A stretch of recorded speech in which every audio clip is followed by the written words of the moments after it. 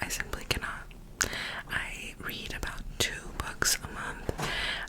So based on that information, I have decided to share with you my TBR, or the books that I'm wanting to read rest of the year, hopefuls, whatever you want to call them. But these are the books that I am going to read by the end of the year.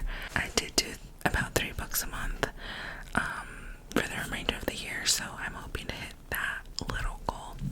But yeah, I just wanted to share with you all what I'm gonna read. So yeah, I'm gonna go ahead and get started with my October books. The first book that I'm wanting to read is this one. It's a haunted road atlas, next stop.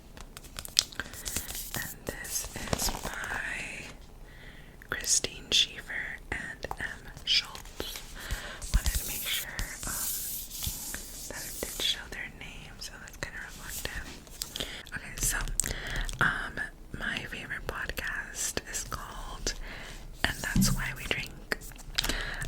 This book is written by my 2 favorite podcasters. That is M. Schultz and that is Christine Schiefer. So basically, this is a paranormal and true crime podcast. Yeah, basically in the podcast they'll say like M does a paranormal story and Christine does true crime. So they made an atlas, exactly what it says, about like haunted locations, and they give a story for each one. So this is their second book. The first one is called A Haunted Road Atlas, and it's very similar. Well, it's actually exactly the same premise. This just has like different locations.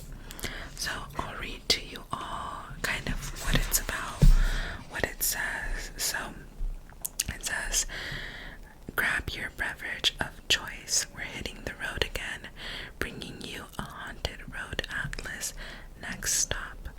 From the New York Times best-selling authors behind the True Crime and Supernatural podcast, And That's Why We Drink. From the truest crimes to the spookiest supernatural tales, this guide will have even more illustrated stories, beverage pit stops, and ice cream recommendations. A haunted road atlas, next stop.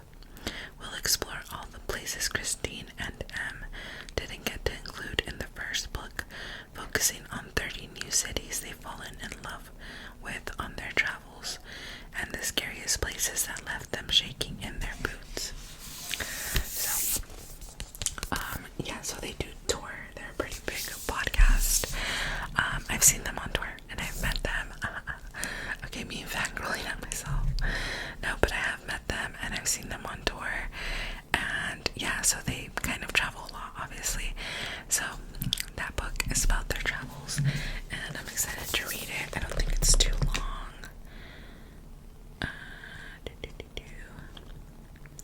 About 270 pages, so not too shabby. And that is my first book for October. Alrighty, so my next book here for October is, oh my god, why is it so ugly already? Okay, so this is The Butcher Game by Elena Urquhart. And this is also from a podcaster. There's another podcast that I really like that is called Morbid, and it is purely true crime.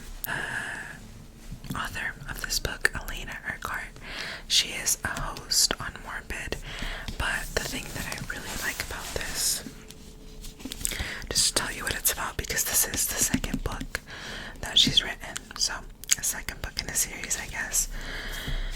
And what I like is that Elena is what do you call that? Autopsy tech, like the people that cut dead people open. She's an autopsy tech. So I like that this is a serial killer story, but that she has that anatomical knowledge and also like autopsy knowledge. So whenever, there's victims, she knows like the terminology. And I know that authors can study and everything like that. But to me, I just feel like it's cool that she has that inside knowledge. So this book I've already started this week, so I am about that far. Like, I have read this and I need this much to finish it. I guess like 70% of the way through. Yeah, page 237. So I'll just read to you what this is about. Again, it is book 2 in the series, so I don't know if it'll mean too much, but I'll read it to you. So it says, danger is hunting in the wilderness of the Berkshires. Destruction follows the ruthless serial killer Jeremy Rose, the Bayou Butcher, as he leaves the Louisiana Bayou, evading capture for his horrific crimes. Seeking safe harbor from a former friend, Jeremy remains focused on his unfinished business with forensic pathologist Dr. Ren Mueller, the only target who's ever escaped him twice. He's determined to make Ren suffer, and he's promised to make her play by his own twisted rules. Still in shock over the harrowing encounter with her old nemesis, Ren is on forced medical leave in New Orleans, attempting to mend the deep scars of her traumatic past. But with evidence that Jeremy is leaving a fresh trail of mutilated victims, Ren vows to renew her pursuit of this vicious killer. She sets her sights on Jeremy, only to discover that she might have walked straight into his trap. As their twisted cat and mouse game ratchets up to a violent clash of good versus evil, Ren prepares to sacrifice everything to bring the butcher to justice. Basically, this serial killer is pissed because he tried to kill Ren, who is a forensic pathologist. That was probably the right term, not autopsy tech. She's escaped him twice, and this guy is just like, it's not gonna happen again. So he's luring her in by committing these horrible homicides, and she is falling into it, but she can't not do it because she's just determined to take this guy down. So it's been pretty interesting so far. Honestly, at points I've gotten bored. I think this will be maybe close to a 4-star for me, just because of that, because I've gotten bored a few times, but we'll see. That is the second book that I have for October. Third book I am really excited for. This is My Best Friend's Exorcism, and this is by Gracie Hendricks. Just a moment for this cover, okay? Look at this. Tell me this does not, this is literally a VHS tape, okay? An exorcism, very 80s-esque exorcism story. I was just like, I need it. I must have it. Look at the back. It even has this little image of this, chase rundown thing. I'm just obsessed. This was very much a cover buy. Honestly, I have not heard great things, but I need to read it. I must, for the vibes.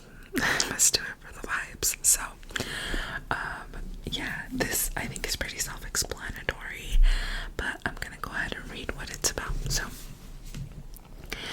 high school sophomores Abby and Gretchen have been best friends since 4th grade. But after an evening of skinny dipping goes disastrously wrong, Gretchen begins to act different. She's moody, she's irritable, and bizarre incidents keep happening whenever she's nearby. Abby's investigation leads her to some startling discoveries, and by the time their story reaches its terrifying conclusion, the fate of Abby and Gretchen will be determined by a single question. Is their friendship powerful enough to beat the devil? Like an unholy hybrid of Beaches and The Exorcist, My Best Friend's Exorcism blends teen angst adolescent drama, unspeakable horrors, and a mix of 80s pop songs into a pulse-pounding supernatural thriller. Yes, tell me this does not scream spooky season, because I just needed to add one, like for the vibes, thrillers, okay, you know, a haunted road atlas, okay, an exorcism set in the 80s, the cover, the vibes, yes, please, okay. Speaking of vibes, I needed a cozy vibe too. This is the Pumpkin Spice Cafe. I know if you are anywhere on the book side of TikTok, you've seen this. I am sure you've seen this. A Pumpkin Spice Cafe. Like, how can I not read this? You know what I mean? Like, it just looks so cozy, so cute. So it's so small. By the way, the book is like small compared to the ones, I don't know. But it just screams fall. And it says The Pumpkin Spice Cafe by Lori Gilmore. This is book 1 in the Dream Harbor series. I'm gonna read the back. This is the first book that I'm planning to read in November. When Jeannie's aunt gives her the beloved Pumpkin Spice Cafe in the small town of Dream Harbor, Jeannie jumps at the chance for a fresh start away from her very dull desk job. Logan is a local farmer who avoids Dream Harbor's gossip at all cost, but Jeannie's arrival disrupts Logan's routine, and he wants nothing to do with the irritatingly upbeat new girl, except that he finds himself inexplicably drawn to her. Will Jeannie's happy-go-lucky attitude win over the grumpy but gorgeous Logan, or has the city girl found the new one person in town who won't fall for her charm, or our pumpkin spice lattes? Dream Harbor. Need I say more? That's it. These next books that I will be reading this month are not physical. They are very much Kindle purchased, but honestly, okay, Kindle's a scam, because you buy the Kindle version because you're like, you know, it's more economic, and then you have the Kindle version and you're like, but how cool would it be to have the physical copy? So then you just pay double. So right now I have the Kindle version, but I am debating buying physical copies of these books. Regardless, I'll go ahead and share with you the ones that I will be reading on my Kindle or physical copy, we'll see. This is my Kindle, by the way. There's this little window with all the cozy tea vibes in a book, and then I have this little like loteria looking card that says the TBR, and then I have, of course, my pop socket that says emotional support Kindle. I have a heart, kind of grungy, with books inside. There's a black cat there, my little Lila, with a stack of books. Then I have a raven, kind of reading into this book. It's giving Edgar Allan Poe, girl. And then I have this little sticker that says just one more chapter, kind of fall colors and fall leaves. So that is my Kindle.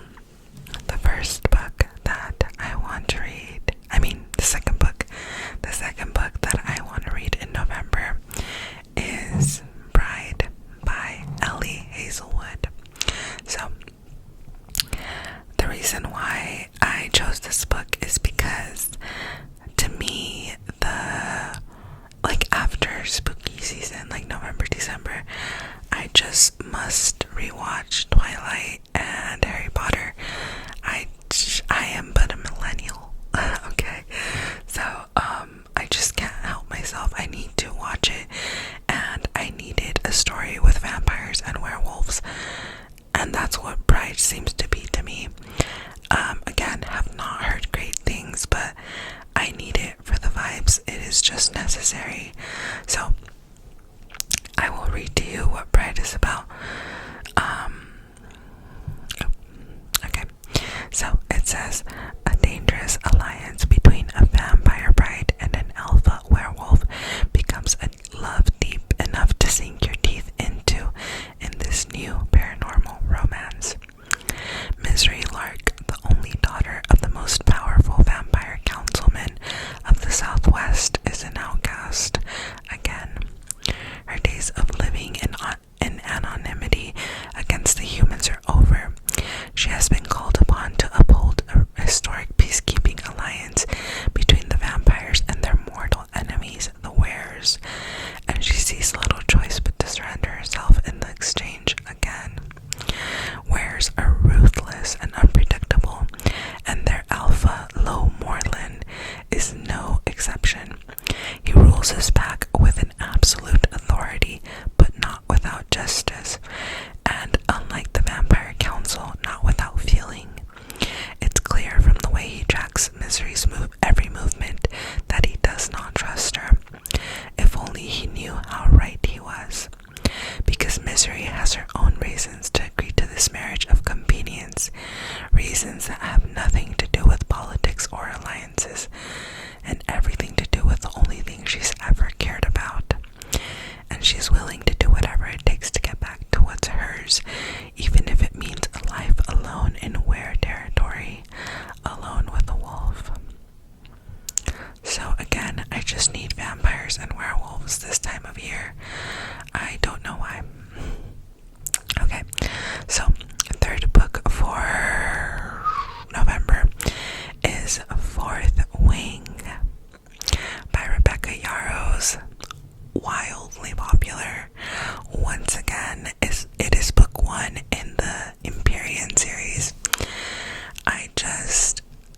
Okay, so I'm a baby fantasy reader. I have but only read Powerless, and I really think that's where I dipped my toes into fantasy. I will be honest with you, I really wanted to start A Court of Thorns and Roses this year. I just feel like there are 2 months left in the year, and I know I will not finish the series, so I am telling myself I will start A Court of Thorns and Roses next year. For now, I'm going towards a book that only has 2 books out as of now, which is Fourth Wing.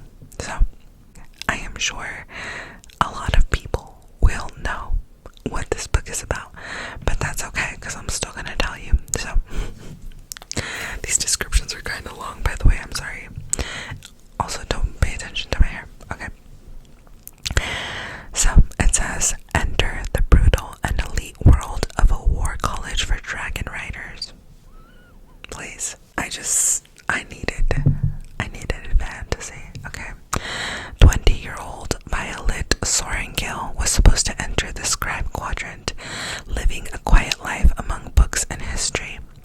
Now the commanding general, also known as her tough as Talon's mother, has ordered Violet to join the hundreds of candidates striving to become the elite of Navarre dragon riders. But when you're smaller than everyone else and your body is brittle, death is only a heartbeat away. Because dragons don't bond to fragile humans, they incinerate them. With fewer dragons willing to bond than cadets, most would kill Violet to better their own chances of success. The rest would kill her just for being her mother's daughter. Like Xaden Ryerson, the most powerful and ruthless wing leader of the Riders Quadrant. She'll need every edge her wits can give her just to see the next sunrise. Yet every day that passes, the war outside grows more deadly. The kingdom's protective wards are failing, and the death toll continues to rise. Even worse, Violet begins to suspect leadership is hiding a terrible secret. Friends, enemies, lovers, everyone at Baskaeth War College has an agenda, because once you enter, there are only 2 ways out: graduate or die. Very dramatic. I like that she's 20. I know this is like young adult. I'm not a fan of young adult. If you've seen a few of my book videos, you know. But she's 20. Okay, so she's not like teens. So it's good. Yeah, I don't know. I'm excited to read it and delve into again the world of fantasy with a book that only has 2 books, not like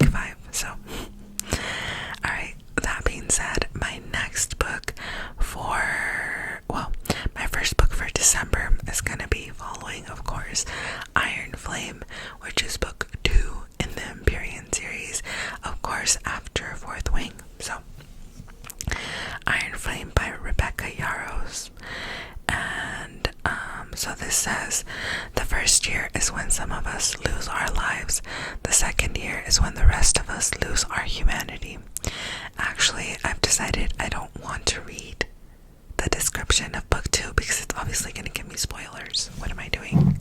But that's the first book in December that I'm going to read. Okay. Second book. Again, I'm looking at the cover right now. I'm on Goodreads and I need the physical copy because it's so cute. Like, look at it wherever I put it. The Cinnamon Bun Bookstore, book 2 in the Dream Harbor series. So, Pumpkin Spice Cafe is first. The Cinnamon Bun Bookstore is second. So, this is also by Lori Gilmore. And, with these books, they are not series but interconnected standalone, so I don't think it's too bad if I read to you what it's about. So it says, from the author of the Sunday, okay. When a secret message turns up hidden in a book in the Cinnamon Bun Bookstore, Hazel can't understand it. That's a very pretty name, by the way. As more secret codes appear between the pages, she decides to follow the trail of clues. She just needs someone to help her out. Gorgeous and outgoing fisherman. How cute. Noah is always up for an adventure, and a scavenger hunt sounds like a lot of fun. Even better than the cute bookseller he's been crushing on for months is the one who wants his help. Hazel didn't go looking for romance, but as the treasure hunt leads her and Noah around Dream Harbor, their undeniable chemistry might be just as hot as the fresh out of the oven cinnamon buns the bookstore sells. And then it says the tropes are opposites attract, love that. Small town, love. Forced proximity, kind of love. He falls first, really love. Hopefully it's he falls first, he falls harder. But yeah, so that is the second book that I will be reading in December. Okay, so next and final book is, let me explain. I'll explain the reason for this choice. I chose The Collected Regrets of Clover by Mickey Bramer. So, I follow this book talk creator called Delaney, and I've heard her talk about this book a few times. The thing that I know is that it talks about grief, so it heavily either alludes or directly talks about grief. And I believe it also has elements of magical realism, which I've been wanting to get into, magical realism. So, I feel like the holiday season comes with a lot of, it's like bittersweet, it's fun, but it's also very nostalgic. I feel like I have been thinking a lot about a family member that passed away last year, and I just need to read a book with depth. I have a good selection of, scary, like spooky season books, like cozy romances, like vibey books, and I just need a book with depth and meaning that kind of touches the nostalgic part of the holiday season, the nostalgia that hits. I just needed to kind of dig into that a little bit, so that's why I chose this book, and I'm about to read what it's about. I've been wanting to read it for a while. So it says, what's the point of giving someone a beautiful death if you can't give yourself a beautiful life? From the day she watched her kindergarten teacher drop dead during a dramatic telling of Peter Rabbit, Clover Brooks has felt a stronger connection with the dying than she has with the living. After the beloved grandfather who raised her dies alone while she is traveling, Clover becomes a death doula and New York City, dedicating her life to ushering people peacefulully through their end-of-life process. Clover spends so much time with the dying that she has no life of her own, until the final wishes of a feisty old woman send Clover on a road trip to uncover a forgotten love story and perhaps her own happy ending. I already want to cry.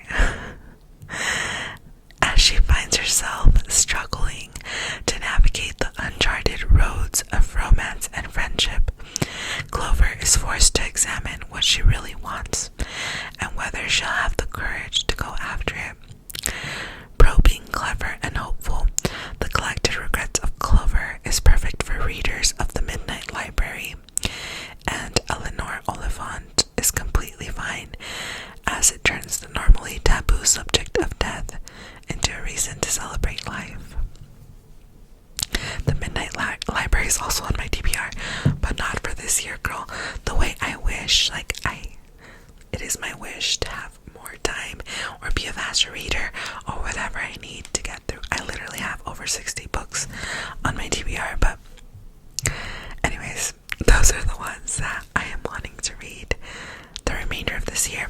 It is 9 books in total, so 3 October, 3 November, 3 December, and yeah, I hope that you all enjoyed this video. Like I always say, thank you so much, not only for watching this video, but for being here, surviving another day. It is only Monday. When I post this, it'll